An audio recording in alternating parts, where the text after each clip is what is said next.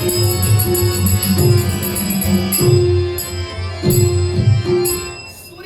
पावलं या सूर्यलोकात सफल करेल हा माझ्या मनाचा निर्धार आहे.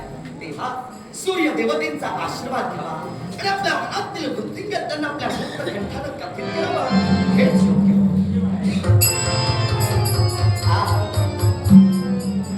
सूर्यदेव जयाच्या रथा एकची चक्रपाणी नसे भूमी आभाळ आधार काही असे पांगुळा सारथीच्या रथासी नमस्कार माझा त्या सूर्य नारायणासी.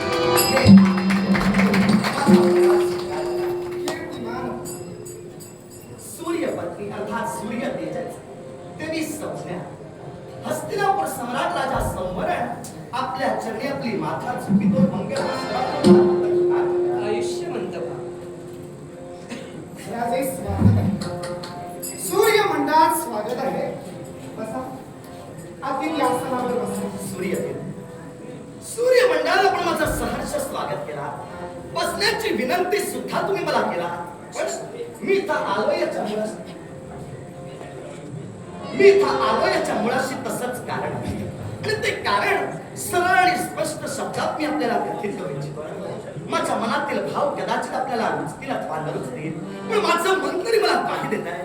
माझ्या मनात निर्माण झालेली पवित्र इच्छा, ही पवित्र इच्छा सफल होईल अशी माझी मन देवता मला कौल देते.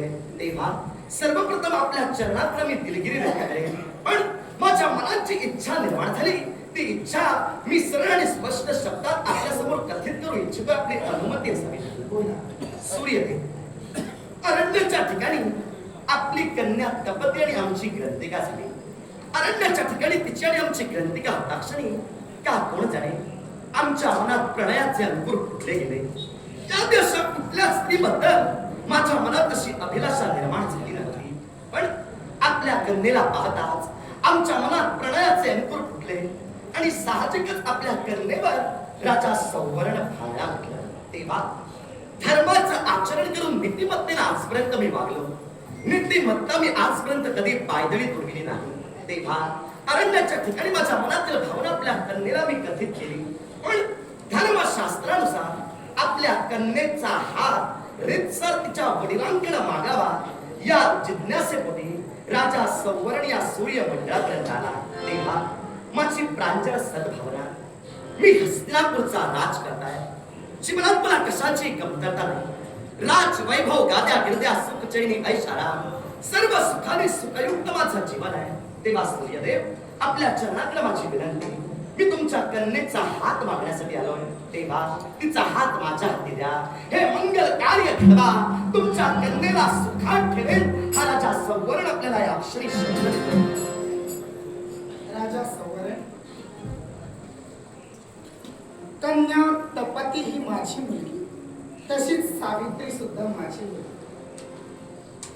आमच्या मुलींचं भविष्य घडावं हे आम्हाला नाही का वाटणार? कन्यागृहातून मुक्त व्हावं हे प्रत्येक पित्याची आणि आईची इच्छा असते. तेव्हा पाळ्यात पाडेचा लग्नाचा विचार आमच्या सुद्धा मनात आहेच म्हटलं. तुम्ही आमच्यावर आज उपकार केला, बाळेच्या जीविताचं रक्षण केलं, त्याबद्दल मी तुम्हाला त्रिवार धन्यवाद देतो, आभार मानतो. पण काय, जो जीव या विश्वात जन्माला आला त्याला वैयक्तिक मूलभूत अधिकार आहे, व्यक्ती स्वातंत्र्य आहे. अर्थात तिचं व्यक्ती स्वातंत्र्य आहे म्हटल्यानंतर तिला विचारणं गरजेचं आहे. बाळ प्रगती, राजा संवरण तुझ्यासाठी मागणी घालत आहे. सांग बाळ, तुझा यासाठी होकार आहे का? क्षमा करा मला, पण या लग्नाला माझा नकार आहे. मी नाही होकार करू शकत. मला नाही करायचं हे लग्न. नकोय मला हे लग्न. राजा संवरण,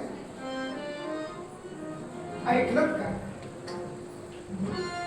तुमचे ऋण इतरत्र कुठल्या तरी गोष्टीनं मी फेडेन, पण माझी बाळ तपती आपल्या बरोबर लग्नासाठी विचार करत नाही. तेव्हा सुज्ञास अधिक सांगणे न लगे, बरोबर देवी संज्ञा? तेव्हा आपण निघू शकतो. तुमची कन्या या क्षणी नकार देते असा त्याचा अर्थ होत नाही. अरण्याच्या ठिकाणी ज्यावेळी माझ्या मनातली इच्छा आपल्या कन्येसमोर मी प्रदर्शित केली ना, त्यावेळी सुद्धा तिने नकारच दर्शविला. प्रश्न तिथंच मिटला असता. पण माझ्या मनाची धारणा होती, जिच्यावर मी अतोनात प्रेम केलं, पहिला नेत्र कटाक्ष प्रणयाचा ज्या स्त्रीकडे टाकला, ते माझं पहिलं प्रेम मिळवण्यासाठी या सूर्य लोकापर्यंत मी आलो. कारण तिच्याच मुखातून शब्द बाहेर पडले होते, जर माझ्या वडिलांनी जर संमती दर्शवली तर निश्चितच कार्यभाग सफल होईल. पण आपण सुद्धा एक पिता आहात. कन्याची इच्छा नसेल तर कार्यभाग सफल होऊ शकत नाही, हे तुमचं विधान रास्तच मी मान्य करतोय. पण सूर्यदेव, एक राजकर्ता आपल्या प्रेमासाठी तुमच्याकडे हात जोडतोय, एक राजकर्ता आपल्या प्रीतीसाठी तुमच्याकडे गयावया करतोय. माझं पहिलं प्रेम माझ्या उजवीत टाका. माझं पहिलं प्रेम हे सफल करून माझ्या जीवनाला नवी दिशा द्या. सूर्यदेव, राजा सौवर्ण तुमच्या समोर हात जोडतोय. आपल्या प्रेमासाठी राजा सौवर्ण तुमच्या चरणापाशी भीक मागण्याचा होता. पण नका देऊ नका. माझ्या भावनांचा विचार करू नका. माझ्या भावनांचा आदर राखत तरी हा विवाह सोहळा संपन्न होईल. राजा सौवर्ण, एक पित्यानं आपल्या कन्येला विचारणा केली, पण तिचा तुमच्याशी विवाहबद्ध होण्याचा विचार नाही. तेव्हाच तुम्ही समजून जायला हवं होतं. मी तुम्हाला सांगण्याची गरज भासता कामा नये होती. आणि असं असताना माझ्या चरणाकडे तुम्ही लोळण घेऊन गयावया करतात, हे तुम्हाला शोभतंय का? सूर्यदेव, कदाचित माझी कृती हे एका न्यायदंड हाती धारण केलेल्या हस्तिनापूरच्या नरेशाला, सार्वभौम संतानिशाला, सम्राटाला रुचत का? प्रेमासाठी याचना केली, प्रेमासाठी गयावया केली. माझ्या प्रेमात चाचवल्यता आहे, माझ्या भावनात पवित्रता आहे. माझ्या मनात जी इच्छा निर्माण झाली ती इच्छा तरी काही भावकी नव्हे. प्रेम ही उपजत भावना आहे. दोन मनाच्या संमतीशिवाय या गोष्टी जुळून येत नाही, हे तुम्हाला मी सांगण्याची गरज नाही. प्रेम जरी तुमच्या जीवनात तुमच्या मतानं पहिलं असलं तरी जगाचा जवळून तुम्ही आदर्श पाहिलेला असेल. तुमच्या राज्यात कैकांची लग्न जुळलेली असतील, कुणाची प्रेमानं असतील, कुणाची ठरवून असतील. तेव्हा दोन मनाच्या संमतीशिवाय, दोन मनांच्या मिलनाशिवाय, होकाराशिवाय हे घडत नाही. हे मी पुन्हा पुन्हा तुम्हाला सांगावं लागतंय. सूर्यदेव, त्याबरोबर एक गोष्ट सुद्धा सत्यच आहे. कुठली? प्रेम कुणी कुणावरही करावं. निश्चितच. नभोमंडळानं भूमातेशी तर भूमातेला नभोमंडळाशी प्रेम करावं. मग माझी प्रीती आपल्या कन्येवर जोडणं ही भावकी गोष्ट असू शकते. प्रेमासाठी प्रत्येक प्रेमयोगी अविश्वास बहिणीनं भाऊरायावर प्रेम करावं, भाऊरायानं बहिणीवर प्रेम करावं. पण त्या बहिणीच्या नात्याचं प्रेम तुम्ही मागणी करतात ती प्रणय प्रेमाच्या याचनेची. अर्थात प्रणय प्रेम आणि लग्न हा विषय या कुटुंबाचा आहे. ज्या कुटुंबात दंपती आपल्या सोबत तयार नाही, तेव्हा पुन्हा पुन्हा गया करू नका. तुम्ही हे करतात मला उचित वाटत नाही. सूर्यदेव, तुम्ही देवतातील घटक आहात. अर्थात तुम्ही देव आहात, देवतांचं कर्तव्य बोलताय. भक्तांच्या इच्छा परिपूर्ण कराव्या, अर्थात तुम्ही एक बाप म्हणून या क्षणी बोलतात. पण एकदा माझ्या अंतस्करणात डोकावून जर पाहिलात तर या प्रेमाची जागवता तुम्हाला सुद्धा मोहिनी घाले. मी हात जोडले तुमच्या समोर, मी दयाची भीक मागितली. मी सवारा अंतकरणात डोकावून पाहिलं, तुझ्या अंतकरणात मला कळलंय तुला स्त्रीचा हव्यास सुरू झालाय. आणि एखाद्या स्त्री लंपटाप्रमाणे या चपातीला आपल्या सोबत घेऊन जाण्याचा विचार करण्यासाठी या सूर्याला भीक मागावी त्याप्रमाणे याचना करतोय. तेव्हा माझी कन्या आहे, मी कुणाला द्यावी कुणाला न द्यावी आमचा दोघांचा आणि तिचा तिसरीचा प्रश्न आहे. शब्द जरा जपून आपण वापरलेले बरं होईल. मला शब्दानं जखम करायची नव्हती, कारण शस्त्राची जखम भरून निघते.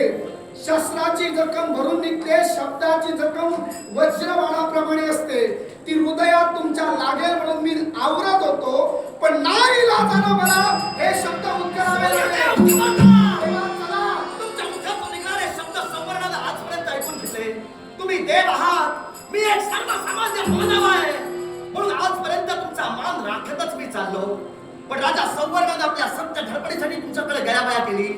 प्रेमात असताना प्रेमाची भीक तुमच्याकडे मागितली. माझ्या कृतीला स्त्रीलंपटपणा समजला. माझ्या शब्दांना आणि माझ्या कृतीला लहान खोटेपणाचा अपमान तुम्ही दिला.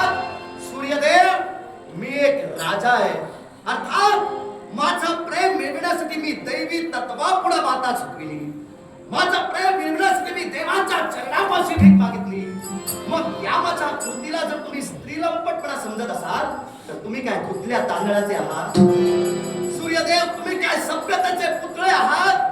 दुसऱ्याला स्त्रीलंपट म्हणण्यापूर्वी स्वतःच्या चारित्र्याकडे एकदा डोकावून पाहावं. म्हणजे दुसऱ्याला नाना शब्दानं ताडण करताना आपली प्रतिमा स्वच्छ आहे की मलिन आहे याचा विचार प्रत्येक माणूस करतो. राजा संवरण, माझी प्रतिमा मलिन आहे ही तुझ्या मुखातून ऐकू दे मला. मग माझ्या मुखातून जर तुम्हाला ऐकायचं असेल तर ऐका. सूर्यदेव, वास्तविक मला बोलायचं नव्हतं. तुमचं स्थान माझ्या हृदयात अनन्य साधारण असं होतं. पण माझ्या सत्य धडपडीला तुम्ही स्त्रीलंपटपणा म्हटला. माझ्या सत्य धडपडीवर तुम्ही शिंतोडे उडवला. म्हणून नाईलाजाला सांगतोय, मी जाणतोय तुम्ही देव आहात. तुमचं स्थान अजूनही माझ्या मनात अनन्य साधारण असं आहे. पण तुमची सुद्धा स्त्रीलंपटपणा आणि स्त्रीलंपटपणाची कृती याआधी जगासमोर उघडकीस झालेली आहे. आता जर स्पष्टकर म्हणताय तर तुम्हाला सांगतो, देवी संज्ञा, मला क्षमा करा. वास्तविक तुमच्या समोर या गोष्टीची वाच्यता करणं उचित गोष्ट ठरू शकत नाही. पण नाही राजाला आता वाच्यता करतोय. सूर्यदेव, तुमच्या पत्नीला म्हणजे देवी संज्ञांना सूर्यदेवांचं तेज सहन झालं नाही. सूर्यदेवांचं तेज जेव्हा सहन झालं नाही तेव्हा देवी संज्ञा तुमच्या संसाराचा त्याग करून घोडीच्या स्वरूपात बद्रिकाश्रमी जाऊन तपश्चर्या करू लागल्या. पण जात असताना त्यांनी आपली छाया मागे सोडली. म्हणजे त्यांच्याप्रमाणेच दिसणारी त्यांची हुबेहूब प्रतिकृती म्हणजे त्यांची छाया, जी या विश्वात स्वर्णामूल्य ओळखली गेली. सवर्ण. मग या सवर्णाबरोबर तुम्ही तुमचा संसार थाटला. एके दिवशी असा प्रसंग घडला, शनी महाराजांना ज्यावेळी भूक लागली त्यावेळी शनी महाराजांनी आपल्या आईकडं म्हणजे त्या छायेकडं, आई माझा उदर भरण्यासाठी काहीतरी दे म्हणून विनंती केली. त्यावेळी तिनं नकार दर्शवला. त्यावेळी खिरातन शनी महाराजांनी तिच्यावर लात मारली. त्यावेळी त्या छायेनं शाप दिला, जी लात शनी महाराज तू शनिदेवा तू माझ्यावर मारलीस तो तुझा पाय भंग होईल. अर्थात हे दृश्य ज्यावेळी सूर्यदेव तुम्ही पाहिला त्यावेळी तुम्हाला जाणीव झाली, कुपुत्र जायते कचितपि माता कुमाता न भवती. विश्वात एखादा पुत्र कुपुत्र ठरू शकतो पण माता कधी कुमाता ठरू शकत नाही. पुत्राचे अनंत अपराध माता कायमानी तयाचा खेद. पुत्राचे अनंत अपराध मातेसाठी क्षम्य असतात. मग एक पुत्र आपल्या आईकडे आपल्या उदर भरण्यासाठी काहीतरी मागतोय आणि आई त्याला शाप देऊन दग्ध करते. अर्थात ही आई असू शकत नाही. त्यावेळी ध्यानधारणा लावला आणि त्यावेळी तुम्हाला समजलं की ही छाया आहे. पण आपली पत्नी कुठे याचा शोध घेण्यासाठी तुम्ही बाहेर पडला.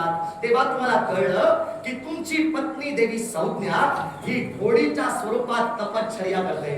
तेव्हा तुम्ही काय केला, तिच्यापर्यंत गेला आणि घोड्याचं रूप घेतला आणि तिच्यावर संभोग केला. संभोग केल्यानंतर दोन पुत्रांची निर्मिती झाली. एक म्हणजे दस्त आणि दुसरा म्हणजे नासत्य.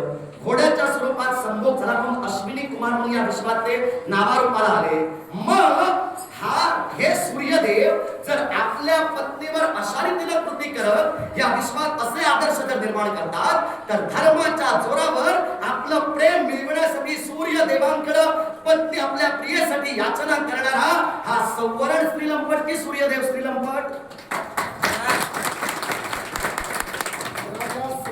पुढे अधिक शब्दांना बोललो असेल तर दिलगिरी व्यक्त करतो. राजा संवरण, माझ्या कुटुंबातला बराच प्रकार तुम्हाला कळला असू दे. काय हो, संज्ञा देवी कोण माझ्या? पत्नी नव्हे का की अजून काही नातं आहे? नाही, पत्नीच ना. मग ठीक आहे. मी माझी पत्नी सोडून दुसरीकडे कुणाकडे गेलो नाही. जी छाया, जी सवर्ण त्यांनी रूपानं ठेवली तिची ओळख मला भासली जेव्हा शनिदेवांच्या बाबतीत तिने शाप देऊन प्रकार घडविला. मी शनिदेवांना उशापही दिला की शनिदेव आपला पाय वाकणार आहे पण तुटणार नाही, तुमचा पाय कायमचा जाणार नाही. त्यानंतर आमच्या लक्षात आलं की संज्ञादेवी आमच्या सोबत नाहीत, तर ही एक छाया आहे, ही सवर्ण आहे. त्यांना माझी प्रखरता सहन झाली नाही म्हणून त्या तिथं गेल्या. मग माझा प्रश्न तुम्हाला, त्या घोडी बनून राहिल्या तेव्हा घोड्याच्या रूपाने माझी प्रखरता कशी सहन झाली त्यांना? आता या प्रश्नाचं जर उत्तर तुम्हाला हवं असेल, आता घोड्याच्या स्वरूपातली तुमची प्रखरता त्यांना कशी सहन झाली हे मी आता तुमच्या कुटुंबातला काही घटक नव्हे, पण प्रश्न उपस्थित झाला म्हणून आता सांगतोय. या संज्ञा देवींचे वडील म्हणजे विश्वकर्मा देव, या विश्वकर्मा देवांना ज्यावेळी समजलं की आपल्या मुलीनं संसाराचा त्याग केला, याच्या मुळाशी कारण ठरलं तिच्या पतीचं तेज सहन होत नाही म्हणून त्यांनी आपल्या मुलीला विनंती केली होती, तू तुझ्या संसारात पुनश्च जा. पण देवी संज्ञा उद्गारल्या, सूर्य देवांचं म्हणजे माझ्या पतीचं तेज मला सहन होत नाही म्हणून मी पुन्हा संसारात जाणार नाही. म्हणून त्यांनी काय केलं, सूर्य आता देहधारी पुरुष तुम्ही माझ्या समोर उभे आहात, पण त्यावेळी तारका स्वरूप गोल तुम्ही त्यावेळी झाला, ते स्वरूप तुम्ही घेतला आणि हा तारका स्वरूप गोळा रथचक्राला विश्वकर्मा देवतेंनी घासला आणि तुमचं तेज कमी केलं गेलं. त्यावेळी मान्यता दर्शवली गेली आणि त्यावेळी हा कदाचित राजा सौवर्ण सूर्याची सहाण आणि त्या सहाणेवर घर्षण केलं, ज्यातून सुदर्शन निर्माण झालं. वज्र इंद्रदेवांच्या हातातील त्याला धार देण्यात आली, तेव्हा माझी क्षीणता झाली नाही. तर माझ्या पत्नींना माझ्या स्वस्वरूपातील तेज सहन होत नव्हतं, पण अश्वाच्या रूपात त्यांना तेज सहन होऊ शकणार होतं. कारण सूर्य प्रखरता आपली कमीही करू शकतो, मंदावू शकतो आणि वाढवू शकतो. आणि त्याच तेजासाठी तिथं मी गेलो. राहिली दुसरी गोष्ट, एखाद्या स्त्रीच्या मनात संमती नसताना तिचा उपभोग घेणं याला बलात्कार म्हणतात. आणि स्त्रीची संमतीने आपल्या पत्नीशी भोग घेणं त्याला तुम्ही मगाशी शब्दप्रयोग वापरला, त्याला संभोग म्हणतात. तेव्हा आपल्या पत्नीशी लगट करून तिचा भोग घेणं हा पतीचा पत्नीशी असणारा धर्म आहे, हा स्त्रीलंपटपणा नव्हे. आणि जर स्त्रीलंपटपणा म्हटला तर जगातील सगळे पती आपल्या बायकोकडे जायला घाबरतील, सगळे म्हणतील पत्नीकडे जाणं म्हणजे स्त्रीलंपटपणा आहे. हे तुमच्यामुळे अनादर्श आदर्श ठरणार नाही. तेव्हा माझ्या पत्नीकडे गेलो, हा स्त्रीलंपटपणा नव्हे. मग हे विधान जर ते स्त्रीलंपटपणानं माझ्या दंपतीकडे तुम्ही याचना करता. मग सूर्यदेव हे विधान जर तुम्ही माझ्या समोर उपस्थित करता, तुम्ही तुमच्या पत्नीवर संभोग केला आणि या विश्वात दस्त आणि नासत्य यांची अश्विनी कुमार वैद्य झाले जन्माला. मी बोलतोय ते ऐका. आणि त्यानुसार अश्विनी कुमारांची निर्मिती झाली. दस्त आणि नासत्य म्हणजे तेच अश्विनी कुमार. मग तुम्ही जर तुमच्या पत्नीवर संभोग केला, याला जर स्त्रीलंपटपणा म्हणत नाहीत, तर मी माझ्या जीवनात माझ्या मनाच्या गाभाऱ्यात जिला माझी पत्नी मानली त्या पत्नीच्या प्राप्तीसाठी तिच्या पित्याकडं मी याचना करतोय. तिच्या पित्याला मी सांगतोय की धर्मशास्त्रानुसार तिचा हात माझ्या हाती द्या आणि विवाह सोहळा ठेवा. मग माझी कृती स्त्रीलंपटपणाची कशी काय? मग धर्मशास्त्राला अनुसरून कन्येची इच्छा नाही, मग पिता जर आपली कन्येची इच्छा नाही तुम्हाला सांगतोय, तर पुन्हा पुन्हा मागणी का करता? कन्येची इच्छा नाही. कन्येचं सुख कशात सामावलंय हा निर्णयात्मक अधिकार तिला बहाल केलेला आहे. मग तिचं मत नाही हे सांगितलं असताना पुन्हा गयावया करणं, याचना करणं म्हणजे स्त्रीबाबत तुमच्या मनात निर्माण झालेला हव्यास असं मी म्हटलेलं आहे. मग स्त्रीच्या मनात माझ्या बाबतीत निर्माण झालेला हा हव्यास, तर त्यावेळी सुद्धा तुमच्या मनात एका स्त्रीबद्दल हव्यासच निर्माण झाला. कुणाच्या बाबतीत? या तुमच्या पत्नीच्या बाबतीत झाला नसता तर तुम्ही ते कृत्य केलं नसतं. पत्नीच्या बाबतीत हव्यासाचा प्रश्न नाही. कारण छाया ही माझी पत्नी नव्हती आणि म्हणून मी माझ्या पत्नीकडे पोहोचलो आणि ती पत्नी आणि पतीचं नातं हे तुमचं लग्न झाल्याशिवाय मला कळणार नाही. तुम्ही तुमच्या पत्नीपर्यंत जर पोहोचत असाल, तुम्हाला कुणीतरी साजेल शोभेल अशी चांगली वधू बघा आणि लग्न करा. मग पती पत्नीत नातं कसं असतं हे तुम्हाला कळेल. तुम्ही तुमच्या पत्नीपर्यंत जसे पोहोचलात म्हटलात ना, तसा मी सुद्धा माझ्या भार्येपर्यंत पोहोचण्यासाठी जी धडपड करतोय, तेव्हा तुमची धडपड जर स्त्रीलंपटपणाची, ऐका अजून तरी ती माझी भार्या झालेली नाही, पण माझ्या मनाच्या गाभाऱ्यात मी तिला पत्नीच मानलेली. आता तिच्या मनात मी पत्नी नाही, पण जर तिच्या पित्याने संमती दर्शवली तर ती माझी पत्नी होईल. तेव्हा माझ्या मतानं तरी ती अक्षरी पत्नी आहे. तेव्हा मी चुकीचा कन्या आहे, मी तिचं कन्यादान केलेलं नाही अथवा लग्नाच्या 8 प्रकारातील कुठल्याही प्रकाराला तुमच्याशी ती सलगीनं एकत्र आलेली नाही. तुम्हाला म्हटल्यानंतर तुम्ही तिला आधी पत्नी म्हणून संबोधू नका. मी तुम्हाला लग्न झालेलं म्हटलेलं नाही. पत्नी तुमच्या मनातून काढून टाका. माझ्या मनात नाही, काढून टाका कसं? माझ्या मनात मी माझ्या प्रियसीला पत्नीच स्थान दिलेलं आहे, पण या प्रेमाला खरं रूपांतर कधी येईल तर लग्न होईल त्यावेळी.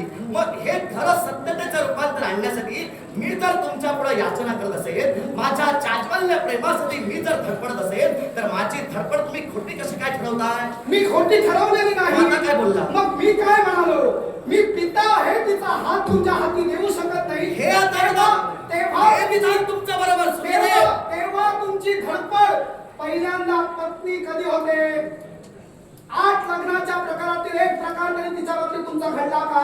अजून तरी नाही. पत्नी कशी म्हणून तुम्ही विचारता? मी काय तुमच्या मनाला पत्नी कशी म्हणता? मी काय सांगितलं? लग्नाचा प्रकार घडला का? मी तुम्हाला काय सांगितलं? लग्न झालं म्हणून सांगितलं का? माझी पत्नी म्हणून मी विचार करतोय म्हणाला. लग्न झालेलंच नाही. म्हणून पत्नी हा शब्दकोशातील शब्द काढा आणि बोला. असाच काढणार नाही. तुम्ही लाख सांगा. मग माझी कन्या आहे ती. हा.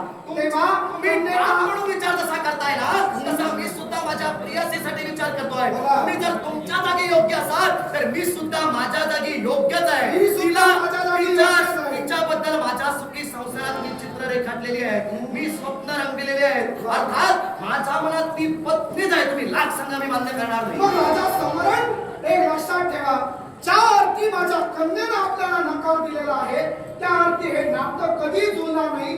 तुमची काय हिंमत असेल ती हिंमत लावा आणि माझ्या पद्धतीला तुमची करून दाखवा. सूर्यदेव, हिमतीच्या गोष्टी तुम्ही तरी माझ्या समोर करू नका. याच्या मुळाशी कारण आहे. कारण माझ्या सत्य धडपडीसाठी मी तुमच्यापर्यंत आलो. सत्य धडपडीसाठी धर्माच्या जोरावर मी भाष्य करत तुमच्याकडे रीतसर मागितली. मी जर अरण्याच्या ठिकाणी ती मला दिसली त्यावेळी जर कोणता व्यभिचार केला असता तर माझी चूक मी ठाम मताला सांगितली असती. पण तशी कोणतीच कृती माझ्याकडून घडलेली नाही. तसे कोणतंच वावगं पाऊल माझ्याकडून उचललं गेलेलं नाही. अर्थात मी या क्षणी तरी धर्माच्या जोरावर सत्यतेचाच पुतळा आहे. तुम्ही जर मला स्त्रीलंपट म्हणत असाल तर तुम्ही सुद्धा सत्यतेचे पुतळे नव्हे. कारण या आधी तुम्ही देवी संज्ञान बाबतीतच नव्हे तर बरेच असे गुण उधळला. बरेच नको, कुठले ते बरेच म्हणू नका. दुसऱ्याच्या चारित्र्यावर बरेच शब्द वापरलात आणि एखादं उदाहरण दिलात तर फसाल. बरेच सांगायचे असतील तर बरेच सांगा. म्हणजे तुम्हाला काय मी वाटतं? शब्दाला पकडलं. मग शब्दाला जर तुम्ही पकडताय तर मी आता तुमचा शब्दच घेऊन चालतो. चालेल. तुम्हाला काय वाटलं? मी काय वाऱ्यावर बोलतोय की काय? नाही, बोला तुम्ही. सूर्याबरोबर बोलतात त्यामुळे पवनदेव नाही. अशा मी सूर्याबरोबर बोलतोय, सूर्य देवतेंबरोबर बोलतोय याचं मला भान आहे. पण एखाद्याचे शब्द जर थट्टेत घेतले गेले तर आमच्या मानवात म्हटलं जातं त्याला वाऱ्यावरचे बोल म्हणतात. तुम्ही जर तसे घेत असाल, पवन देव नाही हे मी मान्य करतोय म्हणून तो शब्द प्रयोग वापरला. तुम्ही काय सांगितला? काय तो मुद्दा सांग. देवी संज्ञांचा मी सांगितला. आता दुसरा काढू काय? काढा ना. मग ऐका, काढा, मी वाटच बघतो. मग ऐका. तुम्ही उधळलेले गुण काढायची जर वाट तुम्ही बघता तर सूर्यदेव आणि माझ्या पत्नीच्या समोर येऊ दे. म्हणजे समजा जगात प्रकाश देणारा मी, प्रकाशात मानव काहीतरी कृत्य करताना धडपडतो आणि मनात कुठंतरी शासनकीत असतो. पण जर जगाला प्रकाश देणारा सूर्यदेव काहीतरी अनुचित करून बसला असेल तर देवी संज्ञांना सुद्धा ऐकू दे. तुम्ही काळजी करू नका, मी आहे. म्हणजे मनाला बहुतेक आता खायला तुमच्या समोर माझा नव्हे, त्यांना कळू दे. म्हणजे त्याचा खुलासा रितसररित्या माझ्या पत्नीला होईल, माझा स्वाभिमानही वाटेल. बोला. मग सूर्यदेव गंडकी नगरीचे राजकर्ते राजे चक्रपाणी, या चक्रपाणी राजकर्त्यांची पत्नी म्हणजे देवी उग्रा, यांना पुत्र प्राप्ती होत नव्हती. म्हणून शौनक महामुनींच्या अनुज्ञेनं त्यांनी सौर्य व्रत या विश्वात आरंभलं होतं. तुम्ही त्यांच्या बाबतीत काय केला ऐकलेलं सांगतोय, अनुभवलेलं किंवा पाहिलेलं नाही. अनुभव त्यांचा आहे, तुमचा कसा आहे? हे बा तुम्ही जर सांगाल मी त्यावेळी कसा गेलो, काय झालं, मी विचारणारातील असला नव्हेच मुळात. तुम्हाला काय कळलंय? कारण कसं आहे, पाहिलेलं आणि ऐकलेलं या 4 बोटांचा फरक आहे. तेव्हा तुमचं ऐकलेलं खरं की पाहिलेलं खरं हा तुमच्यावर प्रश्न राहिला.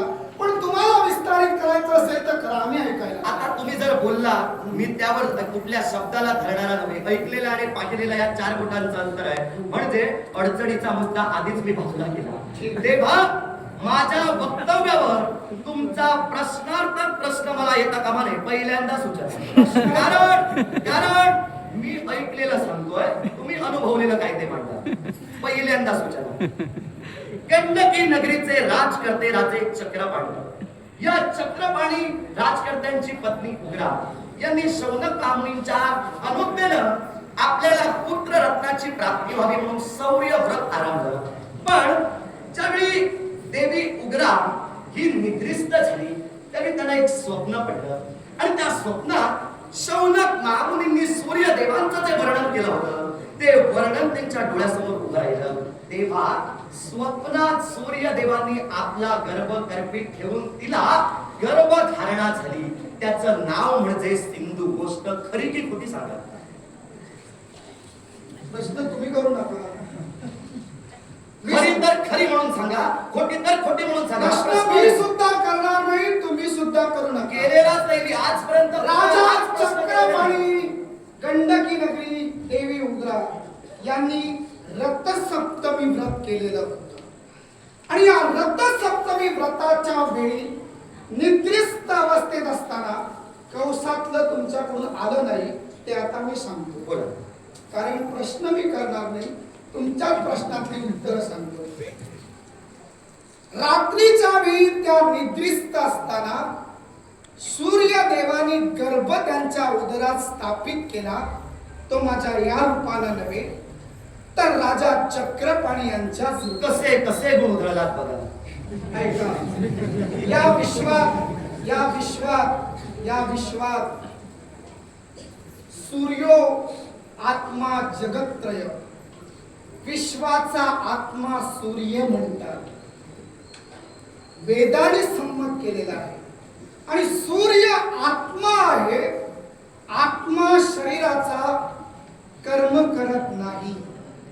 मन आणि बुद्धी आणि अवयव कर्म करतात, आत्म्याला कर्म नाही. आणि तोच अधिकार सूर्यदेवतेला वेदांनी विश्वाचा आत्मा म्हणून दिलेला आहे. आणि संतती सुख महाराणी उग्रा यांच्या नशिबी नवत. आणि यासाठीच केवळ या सूर्यदेवानं राजा चक्रपाणींच्या रूपानं गर्भ स्थापित केला. सूर्यदेवतेंचा गर्भ असल्यामुळं तेजाचा तो त्यांना सहन झाला नाही. त्यांनी आपल्या उदरातून त्याला बाहेर काढलं आणि तो केवळ सागरात सोडिला. समुद्र देवतेनं त्या बालकाला घेतलं आणि तो बालक आणून पुन्हा राजा चक्रपाणींकडे दिला. आणि चक्रपाणींना सांगितलं, राजा सूर्य देवतेमुळेच हा बालक तुला जन्माला आलेला आहे. राजा चक्रपाणी हे विचारांचे अगदी योग्य व्यक्ती होते. आपल्या नशिबात आपल्याला संतती नाही, रथसप्तमी व्रतानं सूर्यदेवांकडून संतती झाले. तेव्हा या बालकाचा स्वीकार करणं गरजेचं आहे. म्हणूनच त्या बालकाचा स्वीकार केला आणि गंडकी नगरीचा अधिपती त्याला केला. म्हणजे तेव्हा देव आणि भक्तातील अद्वैत नातं वेदांनी सूर्यदेवाला अधिकार दिला. या अधिकाराच्या योगे करून गर्भस्थापना करणं जसं इंद्रदेवांना सुक्त सांगत अपालाने सांगितलेलं तसंच कर्म आम्हाला सुद्धा सांगितलेलं आहे. आणि त्या वेदांच्या अनुषंगाने केलं. वेद हे अपौरुष आहे, ते आमचे नव्हे. म्हणजे मी जे विधान बोललो ते मात्र सत्य होते. त्रिवार सत्य.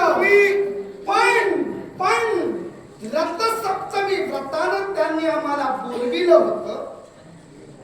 तपती सारखं मी त्यांच्या प्रेमात पडलेलो नव्हतो. मी तुम्ही प्रेमात पडलात मी स्त्री लोलूप झालो नाही, मी स्त्री आसक्त झालो नाही, हे मला स्पष्ट करून तुम्हाला सांगा. मग सूर्यदेव, तुम्ही जर वेदांची बाजू घेऊन माझ्या समोर बोलत असाल तर मी तरी कसा चुकीचा आहे? जर तुम्ही म्हणत असाल मी स्त्रीवर आसक्त झालो नाही, तिला बोलविलं त्यावेळी मी ती कृती केली. ऐका मी थोडंसं बोलतोय.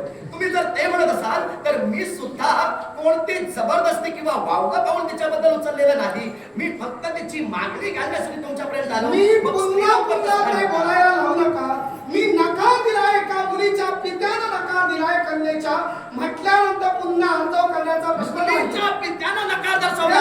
पण एक सत्याच्या धडपडीवर चालणारा प्रेमवीर आपल्या प्रेमासाठी याचना करतोय म्हणून मी बोलतो. राजा सवरण, तुम्हाला माझी मुलगी द्यायची नाही. कारण या भरतांची 3 लग्न झाली. त्या भरतांनी आपल्या कुशकुलात जन्माला आलेली मुलांची मान्यत्व दिलं नाही. शेवटी दत्तक मुलगा घेतला. तो दत्तक मुलगा म्हणजे भारद्वाज, ज्याला विथत म्हटलं गेलं. आणि या भारद्वाजाला विथताला घेऊन पुढचा वंश सुरू झाला. तेव्हा अशा वंश खंडन झालेल्या गोष्टीत मला स्वारस्य स्वतःला आधी मुळात नाही. सूर्यदेव, तुम्ही माझ्या वंशाचं मला सांगू नका. मी तुमच्यावर थेट टीका केलेली आहे. माझ्यावर थेट टीका केल्यानंतर मी सांगतोय, चंद्रदेवांनी आपली गुरुपत्नी तारा हिच्यावर भोग घेतला. म्हणजे माझ्यावर मला सांगत होता म्हणून तुम्हाला सांगतो. चंद्रदेवानी आपली गुरुपत्नी तारादेवी यांच्यावर भोग घेतला. बुध जन्माला आला. मनुपुत्र इल खर तर जन्माला आलेला पुरुष होता की कन्या होती कोण जाणे. पण बुधापासून त्या इलेला पुत्र प्राप्ती झाली, तो पुरुरवा. आणि शिवशंकरांच्या शापामुळे ज्या वनात होती त्या वनात लिंग परिवर्तन झालं. आणि इल नावाच्या राजा रूपानं केवळ मनूंचा पुत्र म्हणून वाढू लागला. त्या इलांच्या कुशकुलात पुरुरवा जन्माला आले. ते पुरुरवा उर्वशीला आपली होण्यासाठी अटी मान्य करते झाले. उर्वशीनं अटी घातल्या, दोन मेंढे मी माझ्या बाजूला बांधून झोपणार. दुसरी अट, मी तूप नेहमी सेवन करणार. आणि माझी तिसरी अट म्हणजे राजे विवस्त्र अवस्थेत तुम्ही मला कधी दिसता कामा नये. ही विवस्त्र अवस्थेत दिसता कामा नये ही अट एका पतीला पत्नी घालते आणि ती अट मान्य राजा करतो. ठीक त्या पुरुरवांच्या बाबतीत घडलं, दुष्यंतांच्या बाबतीत तेच घडलं. राजा नहुष अयुराजा पुत्र याच्या बाबतीतही इंद्राणीवर तो आसक्त झाला, देवी शचींवर. नहुष त्यानंतर ययाती स्वतः जेव्हा कचदेवानी शाप दिला तू म्हातारा होशील, तेव्हा त्या म्हातारा असताना सुद्धा माझा वार्धक्य कोण घेणार म्हणून आपल्या मुलाला पुरुला सांगितलं माझं वार्धक्य घे. आणि आपण तरुण बनले का तर स्त्री वासनेसाठी. त्यानंतर तुमचे दुष्यंत राजे आणि त्यानंतर भरत. तेव्हा या घराण्याचा इतिहास आहे की ते स्त्री लंपटच आहेत, स्त्री वासनेनच आहेत. आणि म्हणूनच या सोमकुळातील राजा हस्तिनापूर नरेशाला सौवर्णाला मला माझी कन्या द्यायची नाही. सूर्यदेव, माझ्या वंशापर्यंत तुम्ही पोहोचलात आणि प्रत्येकानं काय काय केलं ते तुम्ही सांगितलात. मी तर अजूनपर्यंत वावगा पाऊल उचललेला नाही. तेव्हा मला तुमची कन्या द्यायला काही अडचण नाही. ऐका, मी बोलतोय, जर तुम्ही माझ्या वंशजांचं सांगून जर कन्येला नकार देत असाल तर फक्त आता चंद्रदेवांचा मुद्दा घेऊन तुम्हाला सांगतोय. चंद्रदेव यांनी गुरुपत्नी तारा उपभोगली हे विधान मी मान्यच करतोय. पण त्यांनी ते काय केलं तर चंद्रदेवांनी तारेला उपभोगल्याच्या मुळाशी कारण होतं. चंद्रदेव स्वतः तारेवर अनुरुद्ध झाले नव्हते, तर याच तारेनं आपल्या प्रेमाची मागणी केली होती. चंद्रदेव देवगुरु बृहस्पतींकडं महामंत्राच्या प्राप्तीसाठी शिकत होते. अर्थात तो मंत्र जर तारादेवींच्या शापामुळे जर निष्फळ झाला असता तर या विश्वाचे संकट आलं होतं, ते संकट दूर जाणार नव्हतं. तेव्हा त्या विश्व कार्यासाठी चंद्र इंद्रदेवांना तारेबद्दल ती कृती करावी लागली. अडचण आहे ती अडचणच आहे, मी मान्य करूनच चालणार. तुम्ही जे बोललात माझ्या पूर्वजांचं ते सत्यच बोललात, पण मी तर माझा देह अजूनही पवित्र ठेवलेला आहे. अर्थात हा पवित्र देह मला पवित्र कुलाशी सख्यत्व जोडून अजून पवित्र राजा बोला. राजा संवरण यज्ञोपवीत धारण करण्याचा अधिकार वैश्यांना आहे, क्षत्रियांना आहे आणि ब्राह्मणांना आहे. अर्थात तुम्ही प्रातःकाळी उठून संध्यावंदन करता तेव्हा तुम्ही या सूर्यदेवाचा मंत्र जाप करतात आणि भस्म धारण विधी करतात आणि केवळ संध्यावंदन करून अर्घ्य देतात. मग ज्या सूर्यदेवतेला अर्घ्य देतात, या सूर्यदेवतेला समोर येऊन बऱ्याच प्रकारे आमचं उन्हा धुणं काढणार, म्हणजे रोज तुमची ताकद वाढावी. या विश्वाची निर्माण होणारी ब्रह्मास्त्र राक्षसांचा नाश करती व्हावी, यासाठी प्रातःकाळी सूर्याला पूजा आणि आता नंतर मोठी तर पूजा करायला. सूर्यदेव, आता तुम्ही जर मान्यच केलं मी तुमची उत्तर पूजा केलेली आहे, तर माझा विजय इथं झालाच मी म्हणतो. दुसरे ऐका, मी काय म्हटलं, सूर्यदेव तुमचं स्थान माझ्या मनात अनन्य साधारण आहे, पण मी तुमच्या पवित्र कुलाशी नाता जोडू इच्छितो. याला कारण आहे, तुम्ही माझ्या वंशजांचं सांगितलं, त्यांनी जे काय केलं, पण मी तुमच्याशी नातं जोडायला आलो याच्या मुळाशी कारण आहे. ओंकारापासून ध्वनी, ध्वनीपासून माया आणि मायेपासून 3 गुण जन्माला आले. पहिला गुण म्हणजे शिवशंभू महादेव. शिवशंभू महादेवांच्या हृदयाचं दुभाजन झालं आणि त्यातून वैकुंठच्या नारायणांनी जन्म घेतला. वैकुंठच्या नारायणांच्या नाभी कमलातून एक सर्ग बाहेर निघालं. त्या कमल पुष्पात वेदांगाचे पाराग्रामी म्हणजे ब्रह्मदेव यांनी जन्म घेतला. अर्थात ब्रह्मदेवांपासून सप्तर्षी जन्माला आले. त्यातीलच मरीची महंत, मरीचींच्या ऋषिकुलात कश्यप ऋषींनी जन्म घेतला आणि कश्यप ऋषींनी दक्ष प्रजापतीच्या 36 पत्त्या पडत्यातील दक्ष प्रजापतीच्या 13 कन्यांबरोबर कश्यप ऋषींनी लग्न केलं, पण त्यांच्या 36 राण्या आधीच सांगितलं मी तुम्हाला. 36 राण्यापुढे दक्ष प्रजापतींच्या 13 कन्यांबरोबर त्यांनी लग्न केलं. त्या 13 कन्या कोण? अदिती, दिती, दनु, दनायु, काला, सिविका, विश्वा, क्रोधा, राधा, कपिला, मुनी, कद्रू आणि विनता. त्यातील कश्यप आणि अदिती यांच्या कुशीकुलात देव संतती जन्माली, म्हणजे त्यात तुमचा जन्म झाला. म्हणून तुमच्याशी मी नातं जोडतोय. देताय का आता तिला? एक लक्षात घ्या, तुम्ही सांगितलं म्हणून देणार नाही. मी अदितीच्या पोटी जसा सूर्य जन्माला आलो, तसा सुनळीनं सुद्धा 12 सूर्य प्रसवले. निश्चितच ती कुणाची पत्नी? कश्यपांचीच. हे मग चंद्रमंडळ निर्माण केलं, तेव्हा 12 सूर्य तिकडे आहेत, त्यांच्या कोणतरी कन्या असतील तिकडे जाऊन शोधा. आमची तपती मिळणार. मला बाकीची नको. तुम्हाला काय कुठूनही सूर्याच्या मुलीबरोबर लग्न केल्याचा विचार होईल. सुनळीनं 12 सूर्य म्हणजे ती आमची आईच ती. तेव्हा सुनळीनं 12 सूर्य प्रसवलेले आहेत, त्यांच्यात ते कुणी मिळते का पहा. पण वाटेल ते झालं तरी तपती सहसा मिळणार. माझं प्रेम मिळवण्यासाठी भगीरथ प्रयत्नांची सांगड घालण्याची माझी तयारी आहे. सूर्यदेव, वेळ प्रसंगी मी तुम्हाला प्रस्ताव करेन. माझं प्रेम मी समजत आहे. राजा संवरण दिली संधी. सूर्य देवाच्या प्रखर किरणांसमोर कुणीही टिकू शकला नाही. आणि आज तुम्हाला मी आव्हान देतोय, हा शस्त्र हिरवा माझ्या शस्त्राला संधी. मग सूर्यदेव, समजा सुदैवानं तुम्ही जिंकलात तर तपती बापासाठी होय म्हणावं लागेल, तुझ्यासाठी नव्हे. तू काळजी करू नकोस, विश्वास माझ्यावर ठेव. आणि समजा मी जिंकलो तर तोंड काळं करायचं. स्वीकारला आव्हान. आणि पुन्हा ते तोंड सूर्यदेव, माझं प्रेम मिळवण्यासाठी तुम्हाला प्रतिकार करेन. हा शपथ तुला आईच्या दुधाची, शपथ तुला आईच्या दुधाची, घेऊ नको सवर्ण, घेऊ नको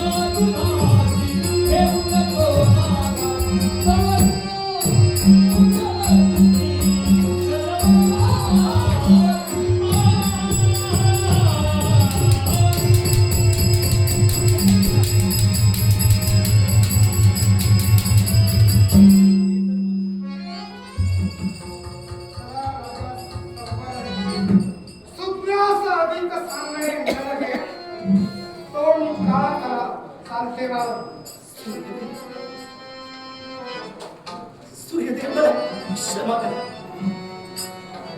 प्रेमासाठी जगलो, प्रेमासाठी विश्वाच्या तेजाच्या देवतेला सुद्धा प्रतिकार केला. सूर्यदेव मी विसरून गेलो होतो. विश्वात सूर्य तेज हे महान आहे, पण प्रेमात पवित्रता होती म्हणून सूर्य तेजाचे सुद्धा भिडलो. सूर्यदेव मला क्षमा करा. कोणाच्या मर्जी विरुद्ध लग्न करण्याचा अधिकार मला नाही होत, पण जिच्यावर एकनिष्ठतेनं प्रेम केलं, जिच्यावर एकनिष्ठतेनं ममता घातली, त्या माझ्या प्रेमाशी म्हणजे तुमच्या कन्येशी शेवटचे 2 शब्द बोलण्याची मला संधी द्या.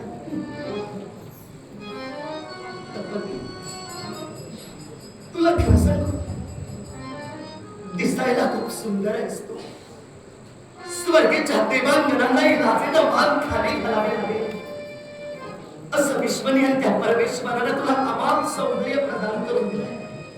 मी एक सर्वसामान्य राजकारणाचा या मातृभूमीवरचा प्रेमात आंधळा झालो. प्रेमात माझा देहभान मी विसरून गेलो. माझ्या कृतीमुळे तुझ्या मनावर आघात झाला असतील. शक्य होईल तर हा प्रमाद विसरण्याचा प्रयत्न कर. मी तुझ्या समोरच हात जोडून विनंती करतोय. तुझी जर इच्छा नसेल तर तुझ्याशी लग्न करण्याचा मला काही अधिकार पोचत नाही. प्रिय ग, माझी खूप इच्छा होती जिला पहिल्यांदा पाहता चाचणीच्या प्रेमात पडलो, पहिल्या नजरेत जिला पत्नीचं स्थान दिलं, त्या माझ्या प्रियसीला माझ्या पुरुषार्थ मी बहाल करेन. त्या माझ्या प्रियसीशी सुखानं संसार करेन. सुखी संसाराची उज्ज्वल भवितव्य रंगवेल. पण मीच जमू शकेन. माणूस नशिबाच्या पुढे नाही जाऊ शकत. परमेश्वराने आणि नियतीनं जर तुझं माझं एकीकरण लिहिलंच नसेल तर कसं साध्य होईल? मी झटलो. मी पुन्हा केलेली व्यक्त करतोय, मला क्षमा करणे हा प्रसंग विसरलो. पण ज्या स्त्रीला पहिल्या नजरेत मी आपली मागली तिला माझा पुरुषार्थ मला बहाल करायचा होता.